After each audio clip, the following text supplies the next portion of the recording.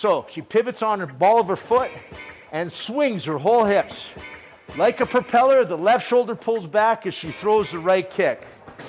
She's not turning then kicking. She's turning and kicking.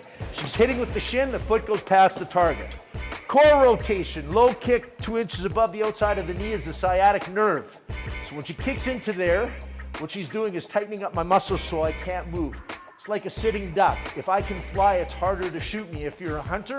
But if I'm stuck on the ground, not moving, it's easier for her to hit me, and at the same time, harder for me to try to track her down.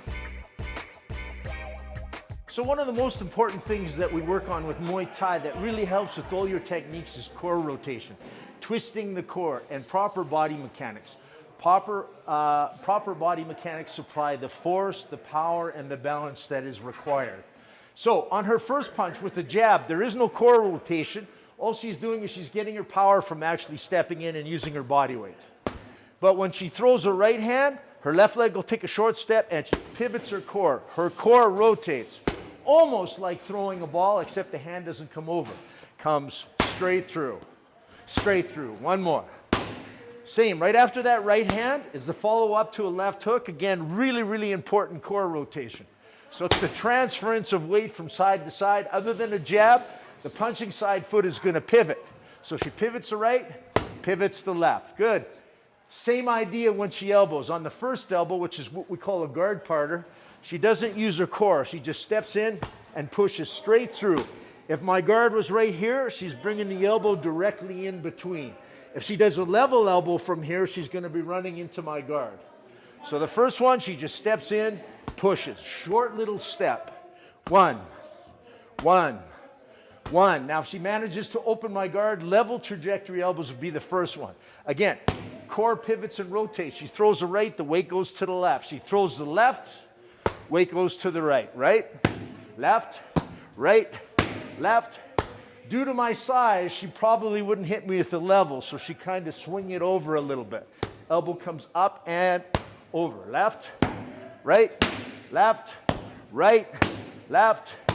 One of the most popular, back elbow. She rotates again. She's getting the rotation by turning her whole body and brings the elbow straight through. Now, most people go level trajectory. If my hand's like this, she would probably catch my arm. So she wants to come right in between by going over top, bang, or underneath to the chin. Bang, good.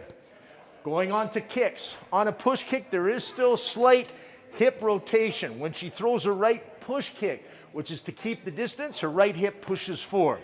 Exactly. She maintains her balance. The trajectory is a push rather than a lift like kicking a soccer ball. She pushes it in and comes back, right into her stance, always in balance. Okay, she can shift her feet to go to the left and then throw her left as well. Or if I come charging in, she can use either leg. She'll start with her right leg to intercept me, or her left leg as if I get closer, just to keep that gap between us. Notice that she's always in balance and recovers. Core rotation, low kick 2 inches above the outside of the knee is the sciatic nerve. So when she kicks into there, what she's doing is tightening up my muscles so I can't move. It's like a sitting duck. If I can fly, it's harder to shoot me if you're a hunter. But if I'm stuck on the ground, not moving, it's easier for her to hit me, and at the same time, harder for me to try to track her down. So she pivots on her ball of her foot and swings her whole hips. Like a propeller, the left shoulder pulls back as she throws the right kick. She's not turning then kicking. She's turning and kicking. She's hitting with the shin. The foot goes past the target. Same principle to the body. She again gets her foot to go past. She drives the shin through. Boom. Okay? She's not just kicking and flicking it off and dropping it down. She's trying to uproot my body weight. Now, because I'm bigger, what's going to happen is when she hits, my size, my mass is going to eventually stop her kick, but she can still get lots of force. Slam. Good. One more. Slam. Good. And then, of course, the same thing up towards the head, bringing it up nice and high. Low kick to the head. Oh, low kick to the head. And knees. Natural tendency on a knee is just to keep your spine straight and live straight up and down. The problem with that is we got to be close. The second problem with that is you're most likely going to hit them in the groin. We wear steel cups when we fight. She doesn't lift straight up.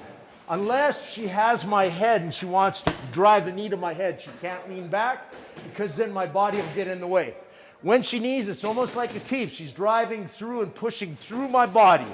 In, elbow, knee, oh, elbow, good, knee, oh. Now we can also get into a clinch from here. The good thing about a clinch is she wants to square up her knees with mine. She fires, there's several knees from here. Depending on our position, she's doing what's called a slap knee right now. She's bringing it around, going to the side. Not as much force available if she shoots her hips back and goes to a frontal knee. Those are the ones that knock the wind out of me, okay? Or she can put a hand around my neck and she can step off to the side, pulling me around off balance and drive a knee. She goes to the opposite side, steps, pulls, spinning, pitching, throwing. There are so many different ways of doing it with a short amount of time. Really difficult to do, but that gives you the basic principle.